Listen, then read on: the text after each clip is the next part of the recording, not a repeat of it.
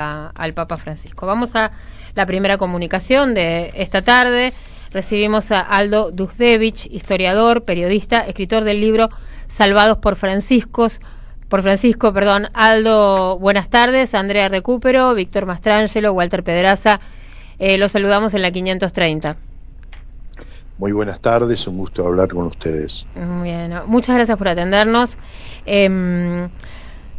Estábamos recién comenzando este regreso a esta hora, bueno, con muchas repercusiones por la despedida de Francisco, y la verdad es que hay algo que coincide o que bueno, muchos a esta hora están reflexionando acerca de la importancia del Papa Francisco en la historia, no de la Iglesia, sino en la historia del mundo. En algún momento lo escuchamos, Aldo, comentar esto, ¿no? Hace unos años que los argentinos no habíamos tomado real dimensión de la importancia de Francisco.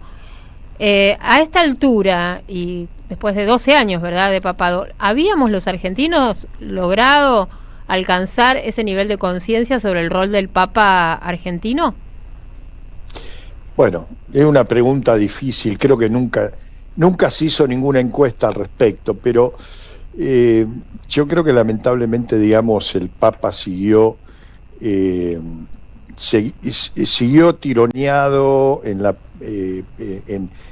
la política argentina, en los medios, entre esa cosa muy de bajo vuelo que nos envuelve, digamos, en las discusiones de tipo político, y muy tironeado en lo que fue y en lo que es esa famosa grieta en la cual vivimos los argentinos. Entonces eso le imposibilitó que se tomara distancia, que se lo pudiera sacar de adentro del barro de la pelea local y ubicarlo en el lugar donde él realmente estaba, ¿no? Es decir, era tal vez no. Yo digo, hoy en el mundo, ¿quiénes son los grandes líderes mundiales que nosotros vemos? Trump, Putin, Xi Jinping, entre esas personalidades mundiales no hay ninguna duda que se destacaba como el hombre, es decir, el líder, la voz más importante a nivel mundial, la de nuestro Papa Francisco. Uh-huh. Sin embargo, bueno, esto lamentablemente acá creo que no hemos tomado mucha conciencia todavía. Creo que a veces por esa cosa de vos qué vas a hacer, Gardel, si te conozco que vivís a la vuelta de casa, uh-huh, ¿no? Medio también por eso, ¿no? Pero bueno, cuando veamos ahora, estamos viendo sus exequias, su despedida, y lo que significaba él a nivel del mundo, a nivel de al nivel del vínculo con las demás religiones, a nivel de su palabra y su búsqueda permanente y su lucha por la paz mundial en un mundo convulsionado por la guerra. Uh-huh. Digo, todo esto en la apertura que la Iglesia ha tenido hacia la mujer, hacia las periferias, no tanto hacia las periferias geográficas como hacia las periferias sociales, esa prédica permanente de apertura que hacia los inmigrantes, hacia los discriminados por su condición sexual. Digo, todo esto ha tenido un volumen tremendo a nivel mundial, y bueno, probablemente creo que que las nuevas generaciones, yo por lo menos algo que estoy escuchando y me da mucha alegría, que escucho en los jóvenes sub 30, una imagen, una visión de Francisco que no es la misma que tienen las generaciones más grandes y que lo han mezclado en toda esta cosa de la pelea política argentina, ¿no? Uh-huh. Bueno, él él no, más de una vez, ¿no? Dijo que bueno, que todas las personas tienen que hacer política, pero que la Iglesia no puede hacer política partidaria, o no puede de alguna manera estar involucrada en temas partidarios, ¿no? Y creo que lo dejó muy claro a lo largo de su papado. Exactamente. Pero además, digo, él, si uno lee la Fratelli Tutti, que es su última encíclica, sí, que es una encíclica que no está dirigida a los católicos, sino que está dirigida a todos los pueblos del mundo, sea cual fuera, sean ateos, agnósticos, sea cual fuera su religión. Allí, por ejemplo, habla, resalta el papel de la política y de la buena política, dedica varias páginas a hablar de la buena política y de que la política es la forma más alta de la caridad. Así es. O sea que no, de ninguna manera despreciaba la política, sino todo lo contrario, digamos, la recuperaba y la ponía en un lugar muy alto, en el lugar más alto, digamos, de la organización humana y social. Entonces, digo, ahora, eso no necesariamente implicaba su identificación con un partido, con un candidato, pero bueno, en Argentina la dirigencia, nuestra dirigencia política, jugó siempre eso, ¿no? Es decir, bueno, a ver si me voy a sacar la foto con el Papa para ser candidato a tal cosa, a ver si el Papa me recibe 5 minutos y me sonríe más a mí que a vos en la foto. Digo, todo este tipo de cosas que lamentablemente no permitieron que lo pudiéramos apreciar a Francisco en esa otra dimensión, ¿no? En esa dimensión de líder mundial, que yo creo va a ser el hombre más importante de la historia en la Argentina, va a ser el hombre más importante, el argentino más importante de la historia, sí, en la historia mundial. No en la historia argentina, sino en la historia, es decir, en la historia mundial va a ser el argentino más importante, sin lugar a dudas, sin lugar a dudas. Hola Aldo, ¿cómo estás? Víctor te saluda. Un gusto. ¿Cómo andas? ¿Bien? Bien. Aldo, es cierto lo que vos decís respecto a esa cosa casi deportiva que se daba con el Papa, si era de unos o de otros. Pero eso no quitó que el Papa se manifestara en esta suerte de, llamémosle, grieta o proyectos políticos que ya no solo se manifiestan a nivel nacional, sino a nivel mundial. El Papa claramente tomó una posición política respecto a eso, ¿no? Respecto a la justicia social, respecto al individualismo, respecto a la persecución, sí, respecto a la inmigración. Claramente, pero cuidado. No era... Pero para. Frenate ahí. Porque vos ya estás encolumnándolo dentro de un esquema de grieta. No. No, él tenía una posición política. Él tenía una posición política, un pensamiento social, político, económico muy claro. La grieta es otra cosa. Él preconizaba la necesidad del diálogo, la necesidad de saltar por encima de la grieta y la búsqueda no de la confrontación, sino de tender puentes. Entonces, digo, fíjate vos que vos recién me hiciste todo un racionamiento y me dijiste, estaba de este lado de la grieta, estaba del lado nuestro, no jodamos. No, sí, ya sé. Todo lo que yo pienso y probablemente todo lo que vos pensás estaba expresado en lo que decía el Papa, pero él pero él evitaba y buscaba como camino, digamos, de construcción social, era un permanente buscador del diálogo, no de la confrontación, sino del diálogo. Y la palabra grieta, que tanto nos gusta y que tanto les gusta a algunos compañeros nuestros, juega permanentemente a profundizar la separación entre los buenos y los malos, entre es decir, en esos conceptos de política binaria que no eran las políticas del Papa, aunque muchos de nosotros nos vemos representados en lo que el Papa decía. Uh-huh. Sí. Disculpame que intente corregir ese concepto, pero creo que ese es el concepto que no se termina de entender. Bueno, lo que pasa, perdón, ¿no?, que me sume a este intercambio, pero es muy interesante, Aldo, porque también lo que sucede hoy en nuestro país, más allá de lo que estamos comentando y que ha quedado claro cuál es su postura, Aldo, respecto de un papa o del Papa Francisco por sobre estas cuestiones que pueden ser partidarias. Hoy lo que está pasando en la Argentina es que tenemos un modelo de gobierno cruel, ¿verdad?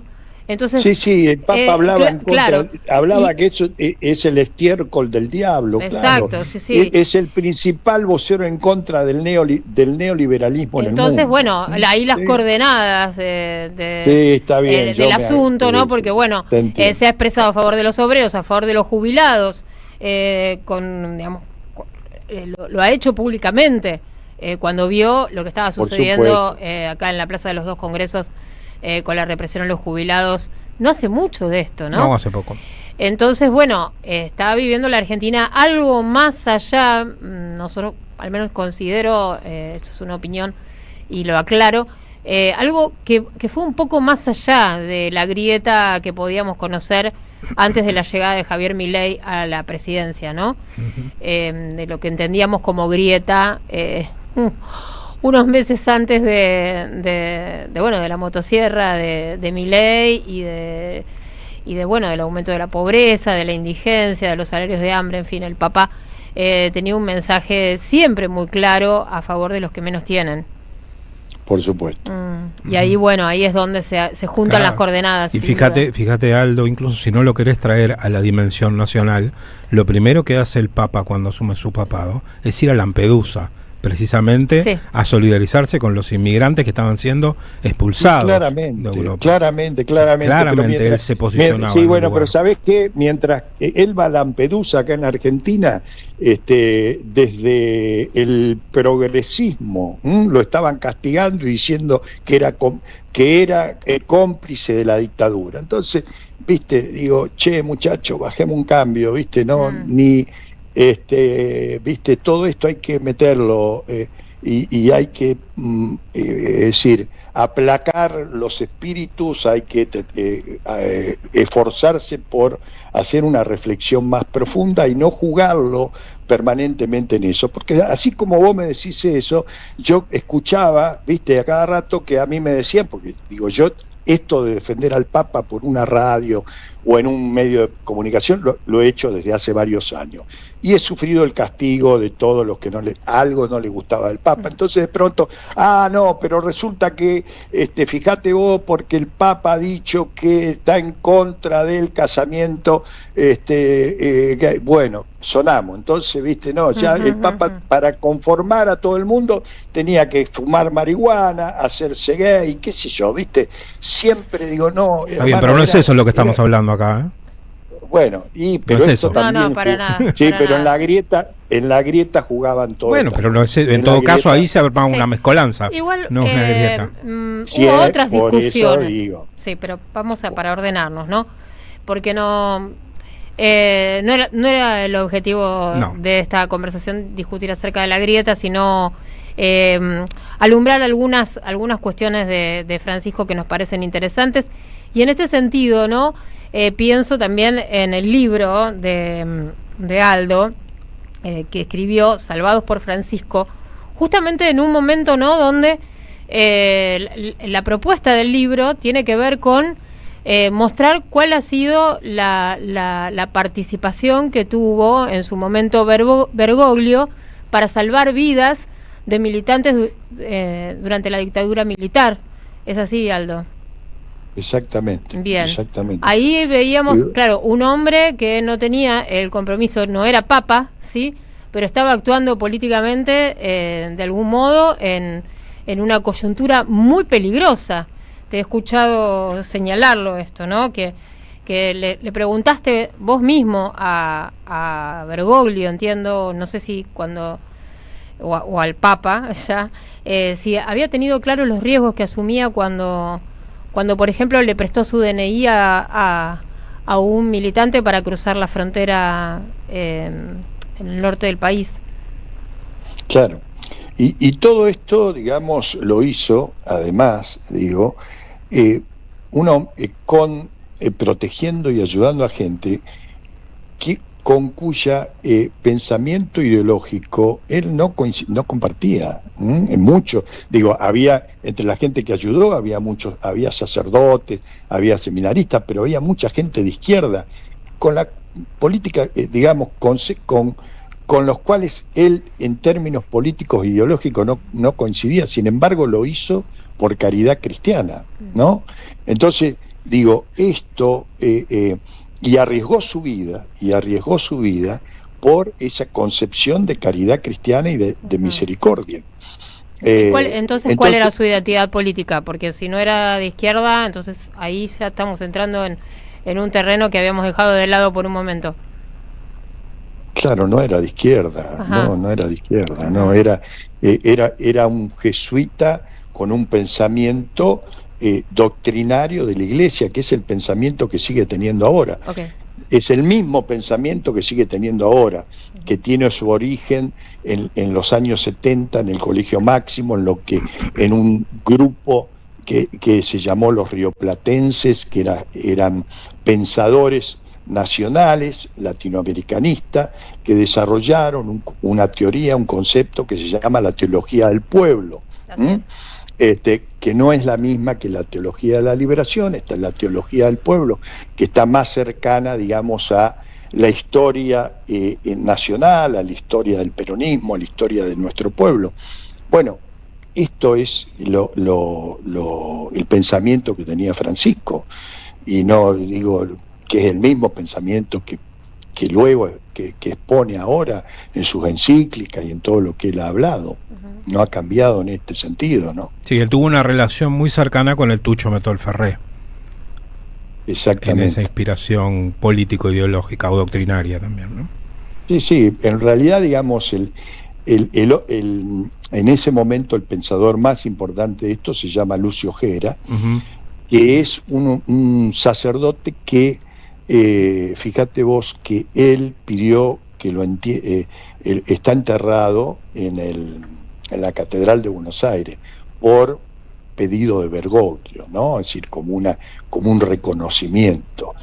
Es un hombre que, bueno, no es conocido para el gran público, pero es un filósofo, es un sacerdote, un filósofo muy importante, que era, digamos, junto a Mentol Ferrer, Carriquiri, Amelia Podetti, bueno, había otros nombres que se me escapan, de gente que digamos, que se reunía en el Colegio Máximo en esos años, y que eran quienes iban elaborando, digamos, este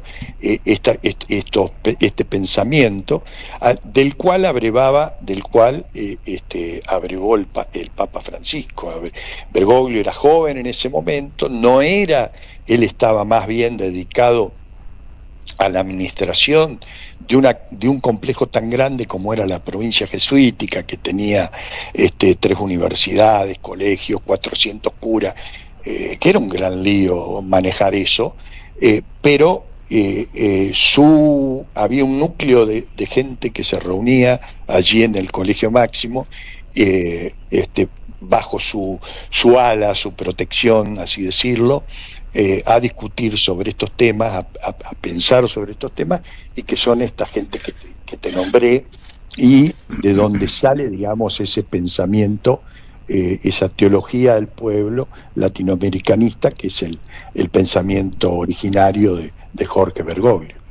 Una de las aspiraciones del Papa Francisco era que a él le diera el tiempo para que estos cambios que había impulsado en la Iglesia fueran de alguna manera irreversibles. ¿Vos crees que le dio ese tiempo? Sí, porque él trabajó siempre con esta idea de los 4 principios, ¿no? Uno de esos 4 principios es: el tiempo es superior al espacio.